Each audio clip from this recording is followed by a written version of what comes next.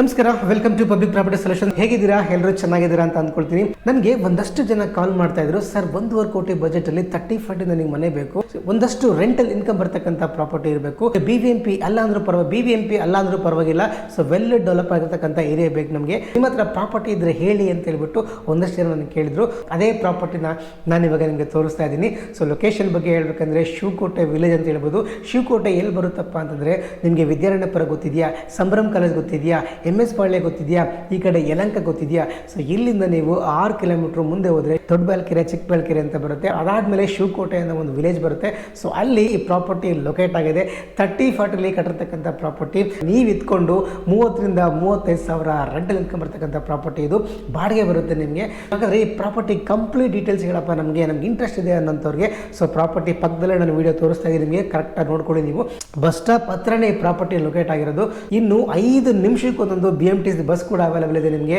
ಮಾರ್ಕೆಟ್ಗೆ ಹೋಗ್ತೀರಾ, ಬಸ್ ಇದೆ. ಮೆಜೆಸ್ಟಿಕ್ ಹೋಗಿ, ಎಲ್ಲೇ ಹೋಗಿ ನೀವು, ಮಾರ್ಕೆಟ್ಗೆ ಹೋಗಿ, ಮೆಜೆಸ್ಟಿಕ್ ಹೋಗಿ, ಎಲ್ಲೇ ಹೋಗಿ ನೀವು, ಎಲ್ಲ ಕಡೆ ಬಸ್ ಕನೆಕ್ಟಿವಿಟಿ ಇದೆ. ಪ್ರಾಪರ್ಟಿಯಿಂದ 6 ಕಿಲೋಮೀಟರ್ ಮುಂದೆ ಹೋದರೆ ನಿಮಗೆ ಹೆಸರುಘಟ್ಟ ಬಸ್ ಸ್ಟಾಪ್ ಸಿಗುತ್ತೆ. ತುಮಕೂರು ರೋಡಿಗೆ ನೀವು ಜಾಯಿನ್ ಆಗ್ಬೋದು. ಈ ಪ್ರಾಪರ್ಟಿಯಿಂದ ಈ ಕಡೆ ಬಂದರೆ ಅಂದರೆ ಟುವರ್ಡ್ಸ್ ನೀವು ಸಿಟಿ ಕಡೆ ಬಂದ್ರಿ ಅಂತಂದರೆ ವಿದ್ಯಾರಣ್ಯಪುರ, ಯಲಂಕ ಜಸ್ಟ್ 6 ಕಿಲೋಮೀಟರ್ ದೂರದಲ್ಲಿದೆ. ಸೆಂಟ್ರಲ್ ಇರ್ತಕ್ಕಂಥ ಪ್ರಾಪರ್ಟಿ ಇದು.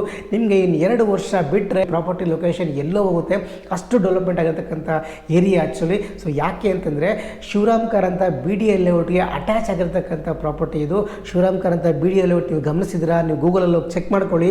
3,500 ಎಕರೆಲ್ಲಿ ಡೆವಲಪ್ಮೆಂಟ್ ಆಗಿದೆ. ಮತ್ತು STRR ರಿಂಗ್ ರೋಡ್ ಕೂಡ ನಿಮ್ಗೆ ಇಲ್ಲೇ ಬರ್ತಾ ಇರೋದು.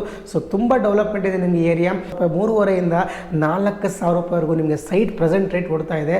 ನಾನು ಬ್ಯಾಂಕ್ ಲೋನ್ ಹೋಗೋದಿಲ್ಲ. ಸೊ ಯಾವುದೋ ಒಂದು ಪ್ರಾಪರ್ಟಿನ ಮಾರಿದ್ದೀನಿ, ಆ ಪ್ರಾಪರ್ಟಿ ಹಣ ನನ್ನ ಹತ್ರ ಇದೆ. ಸೊ ಡೈರೆಕ್ಟಾಗಿ ನಾನು ಮತ್ತೆ ಅದನ್ನ ಪ್ರಾಪರ್ಟಿಗೆ ಇನ್ವೆಸ್ಟ್ ಮಾಡಬೇಕು ಅನ್ನೋಂಥವ್ರಿಗೆ, ಅಥವಾ ಒಂದಷ್ಟು ಯಾವುದೋ ಸೇವಿಂಗ್ಸ್ ಅಮೌಂಟ್ ಇದೆ, ಅದನ್ನು ಪೂರ್ತಿಯಾಗಿ ನಾವಿತ್ಕೊಂಡು ಒಂದಷ್ಟು ರೆಂಟ್ ಬರ್ತಕ್ಕಂಥ ಪ್ರಾಪರ್ಟಿನ ನೋಡಬೇಕು ಅನ್ನೋಂಥವ್ರಿಗೆ ಸೊ ಡೆಫಿನೆಟಾಗಿ ಈ ಪ್ರಾಪರ್ಟಿ ಸೂಟ್ ಆಗುತ್ತೆ. ಸೊ ದಯವಿಟ್ಟು ಈ ಪ್ರಾಪರ್ಟಿನ ವಿಸಿಟ್ ಮಾಡಿ. ಖಾತಾ ಪಂಚಾಯತ್ ಖಾತಾ ಬರುತ್ತೆ ನಿಮಗೆ. ಪಂಚಾಯತ್ ಖಾತಾ ನಿಮಗೆ ಗೊತ್ತಿದೆ, ಗೌರ್ಮೆಂಟ್ ಇನ್ನೂ ಬಿಟ್ಟಿಲ್ಲ. ಎಲ್ಲೆಲ್ಲಿ ರೆವೆನ್ಯೂ ಬೆಲ್ಟಲ್ಲಿ ಮನೆಗಳು ಕಟ್ಕೊಂಡಿದ್ರು, ಎಲ್ಲೆಲ್ಲಿ ರೆವೆನ್ಯೂ ಬೆಲ್ಟಲ್ಲಿ ಮನೆಗಳನ್ನ ಕಟ್ಕೊಂಡಿದ್ದಾರೆ, ಸೊ ಅಲ್ಲಿ ಇನ್ನೂ ಖಾತೆಗಳನ್ನ ಇಶ್ಯೂ ಮಾಡಿಲ್ಲ. ಓನರ್ ಖಾತೆಗೆ ಅಪ್ಲೈ ಮಾಡಿದ್ರೆ ಖಾತಾ ಏನು ಸಿಕ್ಕಿಲ್ಲ. ಸೊ ಹಾಗಾಗಿ ಬ್ಯಾಂಕ್ ಲೋನ್ ಇಟ್ಕೊಂಡು ಅಥವಾ ಬ್ಯಾಂಕ್ ಲೋನ್ ತೊಗೊಂಡು ನಾನು ಪ್ರಾಪರ್ಟಿ ಪರ್ಚೇಸ್ ಮಾಡಬೇಕು ಅನ್ನೋಂಥವ್ರಿಗೆ ಸೊ ಈ ಪ್ರಾಪರ್ಟಿ ಖಂಡಿತವಾಗ್ಲೂ ಸೂಟ್ ಆಗಲ್ಲ. ನಿಮಗೆ ಡೈರೆಕ್ಟ್ ಪೇಮೆಂಟು, ಪೂರ್ತಿ ಪೇಮೆಂಟ್ ನಮ್ಮ ಹತ್ರ ಇದೆ. ಒಂದು 80% ಪೇಮೆಂಟನ್ನು ಕೊಟ್ಟು ನಾವು ಪೊಸಿಷನ್ ತೊಗೋಬೋದು. 80% ನೀವು ಪೇಮೆಂಟನ್ನು ಮಾಡಿದರೆ ನೀವು ಇದರ GPay ಏನಾದರೂ ಮಾಡ್ಕೊಳ್ಳಿ, ಅಥವಾ ಇಲ್ಲ ಅಂತಂದರೆ ನೀವು ಪೊಸಿಷನ್ ಆದರೂ ತೊಗೊಳ್ಳಿ. ಯಾವ್ದು ಬೇಕಾದ್ರೂ ನೀವು ಮಾಡ್ಕೋಬೋದು. GPay ರಿಜಿಸ್ಟ್ರೇಷನ್ ನಿಮ್ಗೆ ಅನುಕೂಲ ಇತ್ತು ಅಂದರೆ, ನಿಮ್ಮ ಲೀಗಲ್ ಅಡ್ವೊಕೇಟ್ ನಿಮಗೆ ರೆಫರ್ ಮಾಡಿದ್ರು ಅಂತಂದರೆ GPay ರಿಜಿಸ್ಟ್ರೇಷನ್ ಮಾಡ್ಕೋಬೋದು. ಮೇ ಬಿ ಆಲ್ಮೋಸ್ಟ್ ಒಂದು 3 to 6 ಮಂತಲ್ಲಂತೂ ಖಾತಾ ಆಗೋ ಎಲ್ಲ ಲಕ್ಷಣಗಳಿದ್ದಾವೆ. ಸುಮಾರು 1.5 ವರ್ಷ ಆಯಿತು ಖಾತಾ ಇನ್ನೂ ಬಿಟ್ಟಿಲ್ಲ. ಸೊ ಹಾಗಾಗಿ ನಿಮ್ಮ ಧೈರ್ಯ, ಪ್ರಾಪರ್ಟಿ ಬಗ್ಗೆ ಒಂದಷ್ಟು ನೀಟಾಗಿ ತಿಳ್ಕೊಳ್ಳಿ. ಒಳ್ಳೆ ಬಜೆಟಲ್ಲಿ ಮನೆ ಇದೆ, ಬಟ್ ಖಾತಾ ಒಂದಿಲ್ಲ ಅಷ್ಟೇ. ಒಂದ್ಸರಿ ನಿಮ್ಮ ಲಾಯರ್ ಹತ್ರ ಮಾತಾಡಿ. ಇನ್ನೊಂದು ವಿಚಾರ ಏನಪ್ಪ ಅಂತಂದರೆ, ಇದು ಬಿಲ್ಡರ್ ಪ್ರಾಪರ್ಟಿ ಆದ್ರಿಂದ ನಿಮಗೆ ಫ್ಲೆಕ್ಸಿಬಲ್ ಆಗಿರುತ್ತೆ. ಯಾಕೆಂತಂದರೆ ನಿಮಗೆ ಓನರ್ ಪ್ರಾಪರ್ಟಿ ಆದರೆ ಒಂದಷ್ಟು ಲಿಟಿಗೇಷನ್ಗಳು, ಕೇಸ್ಗಳು ಇವೆಲ್ಲ ಬರ್ಬೋದು. ಬಟ್ ಇವರು ಸೇಲ್ ಬಿಲ್ಡರ್ಸ್ ಆದ್ದರಿಂದ ಅದೇ ಲೊಕೇಶನಲ್ಲಿ ಸೇಲ್ ಮನೆಗಳನ್ನ ಕಟ್ಟಿ ಮಾರ್ತಾ ಇರ್ತಾರೆ. ಸೊ ಹಾಗಾಗಿ 99% ನಿಮಗೆ ಪ್ರಾಬ್ಲಮ್ ಆಗಲಿಕ್ಕಿಲ್ಲ. ನಾನು ಈ ಥರ ಒಂದು 2-3 ಮನೆಗಳನ್ನು ಕೊಡಿಸಿದ್ದೀನಿ ಲಾಸ್ಟ್ ಇಯರಲ್ಲಿ. ಖಾತಾ ಇದಿರ್ತಕ್ಕಂಥ ಪ್ರಾಪರ್ಟಿ ಆಲ್ರೆಡಿ ಪೊಸಿಷನಲ್ಲಿ ಇದ್ದಾರೆ. ಬಟ್ ಯಾವಾಗ ಖಾತಾ ಸ್ಟಾರ್ಟ್ ಮಾಡ್ತಾರೆ, ಯಾವಾಗ ಖಾತಾ ಇಶ್ಯೂ ಮಾಡ್ತಾರೆ, ಈ ಖಾತಾ ಇಶ್ಯೂ ಮಾಡ್ತಾರೆ, ಸೊ ಆವಾಗ ಪ್ರಾಪರ್ಟಿ ರಿಜಿಸ್ಟರ್ ಮಾಡ್ಕೋಬೋದು. ನೋಡಿ, ಒಂದ್ಸರಿ ಖಾತಾ ಏನಾದರೂ ಬಿಟ್ಟರು ಅಂದರೆ ಈ ಪ್ರಾಪರ್ಟಿ ಇವಾಗ 1.65 ಹೇಳ್ತಾ ಇದ್ದಾರೆ. ಸೊ ಡೆಫಿನೆಟ್ ಆಗಿ 1.75, 1.80 ಕಡಿಮೆ ಸಿಕ್ಕಲ್ಲ ನಿಮಗೆ. 2 ಕೋಟಿಗೆ ಮಿನಿಮಮ್ BBMP ಲಿಮಿಟ್ಸಲ್ಲಿ ಎಲ್ಲೂ ಮನೆಗಳಿಲ್ಲ. 30-40 ಮನೆಯಲ್ಲಿ G+2 ನಿಮ್ಮ ಗ್ರೌಂಡು, ಫಸ್ಟು, ಸೆಕೆಂಡು ಮಿನಿಮಮ್ ನಾವು ಪ್ರಾಪರ್ಟಿ ಪರ್ಚೇಸ್ ಮಾಡ್ತೀವಿ ಅಂದರೆ BBMP ಲಿಮಿಟ್ಸಲ್ಲಿ 2 ಕೋಟಿಗಿಂತ ಕಮ್ಮಿ ಎಲ್ಲೂ ಇಲ್ಲ.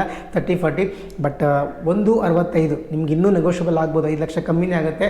ಸೊ ಡೈರೆಕ್ಟ್ ನಿಮಗೆ 80 to 90% ಪೇಮೆಂಟನ್ನು ಮಾಡಿ ನೀವು GPay ಮಾಡ್ಕೊಳ್ತೀರಾ, ಅಥವಾ ಪೊಸಿಷನ್ ಬೇಕು ಅಂತಂದರೆ ಸೊ ಈ ಪ್ರಾಪರ್ಟಿ 100% ನಿಮಗೆ ಇನ್ನೂ ಸ್ವಲ್ಪ ನೆಗೋಷಿಯೇಟ್ ಆಗುತ್ತೆ. 1.60 ಬಿಟ್ಬಿಡೋಕ್ಕೆ ರೆಡಿ ಇದ್ದಾರೆ. ಸೊ ನೋಡಿ, ಯೋಚನೆ ಮಾಡಿ. ಒಳ್ಳೆ ಫಂಡ್ ಇದೆ ನನ್ನ ಹತ್ರ, ಬಟ್ ಪ್ರಾಪರ್ಟಿ ಮೇಲೆ ಇನ್ವೆಸ್ಟ್ ಮಾಡಬೇಕು, ಸೊ ಲೋನ್ ಇಲ್ಲ ಅನ್ನೋಂಥವ್ರಿಗೆ ಸೊ ಡೆಫಿನೆಟಾಗಿ ಈ ಪ್ರಾಪರ್ಟಿ ಒಂದು ಆಫರ್ ಅಂತ ಅಂದ್ಕೊಳ್ಳಿ. ಇನ್ನು ಈ ಪ್ರಾಪರ್ಟಿ ಮುಂದೆನೇ ರೀ ನಿಮಗೆ BMTC ಡಿಪೋ ಓಪನ್ ಆಗಿದೆ. ಆಲ್ರೆಡಿ ಮಾರ್ಕಿಂಗ್ ಆಗಿದೆ, ಬೋರ್ಡ್ ಕೂಡ ಹಾಕಿದ್ದಾರೆ.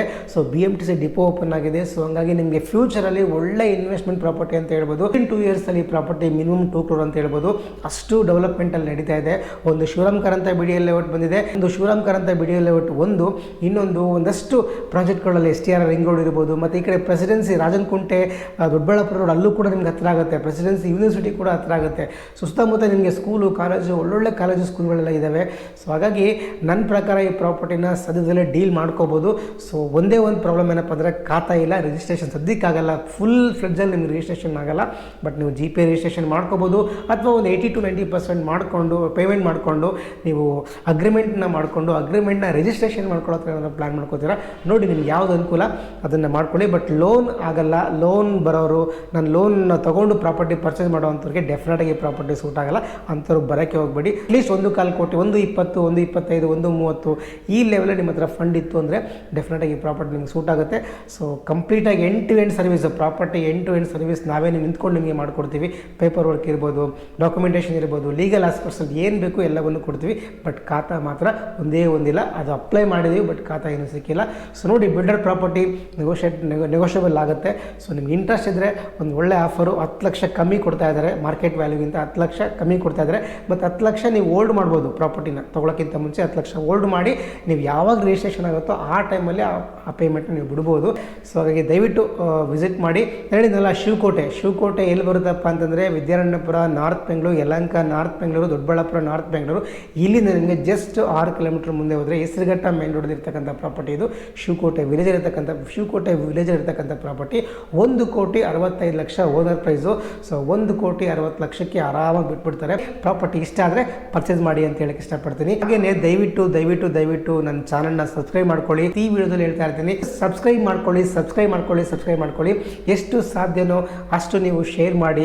ಯಾರಿಗಾದರೂ ಪ್ರಾಪರ್ಟಿ ರಿಕ್ವೈರ್ಮೆಂಟ್ ಇದ್ದರೆ ಅವ್ರಿಗೆ ಹೆಲ್ಪ್ ಆಗ್ಬೋದು ಅಂತ ಹೇಳ್ತಾ ಇವತ್ತಿನ ವಿಡಿಯೋನ ಮುಗಿಸ್ತಾ ಇದ್ದೀನಿ. ಅದಕ್ಕಿಂತ ಮುಂಚೆ ಕೊನೆ ಮಾತೇನಪ್ಪ ಅಂದರೆ, ನಿಮ್ಮ ಹತ್ರ ಸೈಟ್ ಇದೆಯಾ, ನಿಮ್ಮ ಹತ್ರ ಪ್ರಾಪರ್ಟಿ ಇದೆಯಾ, ನಿಮ್ಮ ಹತ್ರ ಮನೆ ಇದೆಯಾ, ಅದನ್ನು ಸೇಲ್ ಮಾಡ್ಕೊಡ್ಬೇಕಾ, ಯೋಚನೆ ಮಾಡಬೇಡಿ, ನನ್ನ ನಂಬರ್ಗೆ ಕಾಲ್ ಮಾಡಿ, ನಾವು ನಿಮ್ಮ ಪ್ರಾಪರ್ಟಿನ ಸೇಲ್ ಮಾಡ್ಕೊಡ್ತೀವಿ ಅಂತ ಹೇಳ್ತಾ ಇವತ್ತಿನ ವಿಡಿಯೋನ ಮುಗಿಸ್ತಾ ಇದ್ದೀನಿ. ಥ್ಯಾಂಕ್ ಯು, ನಮಸ್ಕಾರ.